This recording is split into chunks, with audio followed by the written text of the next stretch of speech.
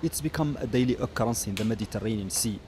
Men, women and children rescued from sinking boats, most with harrowing stories. This woman and her husband fled conflict in northern Mali 2 years ago. They were attacked in the desert and her husband went missing. She was caught by traffickers in Libya. She hopes her husband might have escaped and has made it to Europe. I'm so tired, I don't even know what to say. Fatim is from Ivory Coast. Her husband is supposed to already be in Italy, but because he never got in touch, her family tried to force her to marry someone else. She disobeyed, and with her newborn she crossed the desert, trying to join her beloved husband. I slept in the street for 3 nights with my child. During the 3rd night, a man asked me, "What are you doing here?" That man helped her reach Libya, but halfway through her journey, traffickers caught her too. They drove us through the desert along with others in a covered lorry. 2 dead bodies were lying beside us.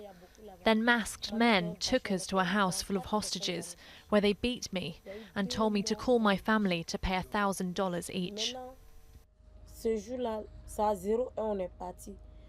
Fatim and Mariam ended up on the Libyan coast and in the same rabadingi with other migrants. They say they didn't pay for the voyage and they wouldn't explain how they managed to reach Italy. They usually say that they all spent some time in Libya before they've left, as it were. They work for their passage, so they have to work as more or less as slaves in Libya until they've earned their passage on the boat. We have women who are escaping sexual violence, and we are women who are object of human trafficking. When I was here in my first mission in June, July, there was one rescue. We had a large group of young girls, minors even, from Nigeria. I knew seeing them and seeing also the elder women with them and listening to them. They are inside the system of human trafficking. It's not clear into which category the women fall, but they are clearly traumatized and exhausted by their ordeal. What future awaits them here in Italy is far from clear. But they seem to be sure that it can only be better than the life they left behind. Upon their first glimpse of Italy from the rescue ship, a stunned silence. Then their faces light up with renewed hope.